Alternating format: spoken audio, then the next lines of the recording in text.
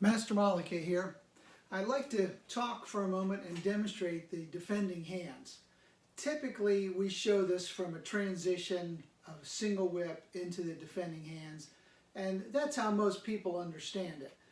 I'm not so much wanting to teach the transitions and the movements and the form as teach the individual tactics and strategies. Those are the things that are the least known about Chang style Tai Chi Chuan. If we were to begin in kind of a 40-60 stance, and in this case my feet are parallel to each other but they're off angle, and typically when people move forward they step with their front foot first to get closer to an opponent on the attack. Well, there aren't any real attacks in Tai Chi Chuan. There's defense and countering, etc. But that's typically how people attack in most martial arts, Shaolin arts, MMA, boxing, kickboxing. They step towards the person and then they strike.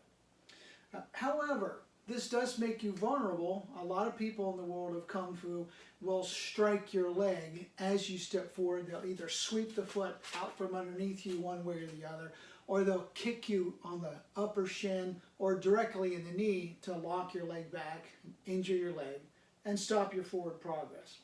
So by stepping with your front foot, that in itself telegraphs your intent to attack. In the defending hands, something else is happening. The back foot is sliding up, and in this way it's less noticeable to the attacker, who typically sees the thing that's closest to them first. In this case, the back foot slides up and then the lead leg raises up. This allows you to defend your own groin and lower abdomen area as you're moving closer to the opponent. Now, of course, I can't get as close to the opponent. I'm only able to move a short distance when I go this way, and I don't get any closer at first unless I would lean forward, which is a violation of Tai Chi principles. So there's some give and take with this sort of strategy and technique. But by moving my back foot first, I bring my 2 feet closer together. If I am struck in the leg or legs, the 2 legs will reinforce each other and become much stronger than one single limb being struck. It'd be hard to sweep both of a person's feet when they're together like that, or even to injure the leg very much, except with impact. So my feet are parallel to each other and off angle, as I like to say. And I'm moving my back foot up toward my front foot, and then I'm raising my knee up. This not only defends my lower abdomen and groin area, but I'm striking the opponent upward in the groin if I'm close enough to get this strike in. So when I do the defending hands, I'm moving forward, and there's no such word as angularly, I don't believe, but moving forward and at an angle. Sometimes I make up a word because I need a word in that particular place. It describes my Kung Fu tactic. So moving forward and angularly towards the opponent.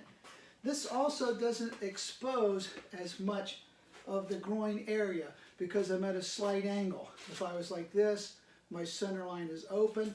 When I turn at a slight angle, I know I'm vulnerable to sciatic nerve stun, but I have to kind of take some risks somewhere to gain something of benefit to me.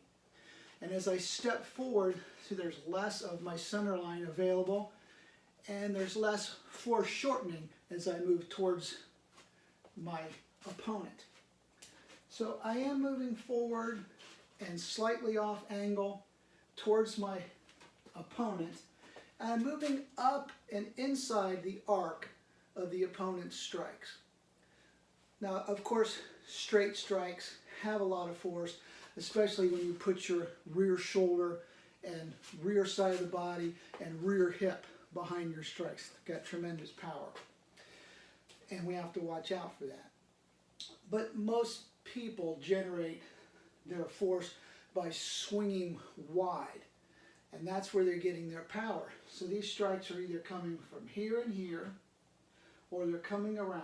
If they're coming in straight and you move into it, you better be really good at this particular technique that I'm explaining today, because you'll be putting yourself right into the mouth of the lion.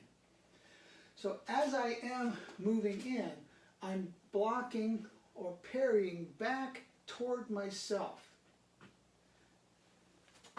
And then I'm striking twice, up underneath the chin and up into the groin. And I come to a resting position. Grandmaster Chang did not like leaving the leg straight. He said you can get your leg broken there. He didn't like leaving the toe up. You can get your foot swept, or it's easy to pick the leg and grab it, toss the guy backwards. I see his point. It's one of the things he told us over and over. Don't straighten your leg like that. Don't point your toe up in the air like that. So it was something we were trained on back in the day. So when I'm moving forward, this hand is moving toward me defensively. Most people block from the inside to the outside, or the outside to the inside and down. And that's a great technique. It has a lot of force. As long as you see what's coming at you, those are going to be really good methods of blocking and covering. However, sometimes with strikes, they come from the shoulder of the opponent and they narrow as they approach the target. In this case, you are the target. So strikes are coming in like this. It's called a straight strike, but you can see that it comes from the shoulder towards the center line. Only if a person is turned a lot to the side can a strike actually be truly straight.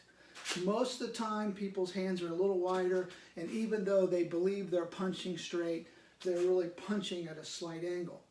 When I move inside of this, then I'm blocking from inside the arc of their strike and back towards this, what I call the shoulder cleft. It's this space, empty space between your head and your shoulder.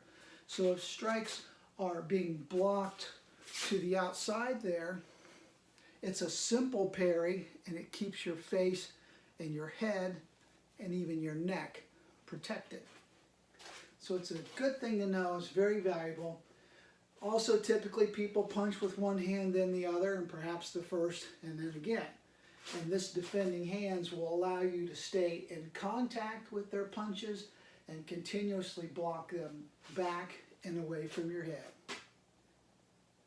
Now, when I talk about the block or the parry or the attachment, we also have to consider that the waist is turning and that the shoulders are rolling back and down. It's not just a movement of the arm.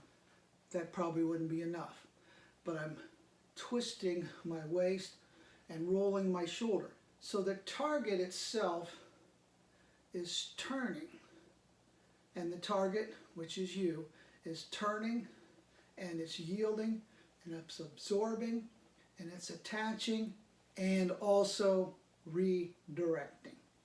These are the true characteristics of Tai Chi Chuan, Chang's Tai Chi, as we like to call it, shorter version of the word. So when I begin, I bring my back foot up, I parry towards myself again. I brought the back foot up first. Now it's a double strike, upward into the chin, upward into the knee. And then I relax with a bent leg and my foot flat. There are a lot of little details in the defending hands, and I know I went through everything pretty quickly, but if you practice it, work on left and right, think about the things that were said today, I think you'll see the value of this method.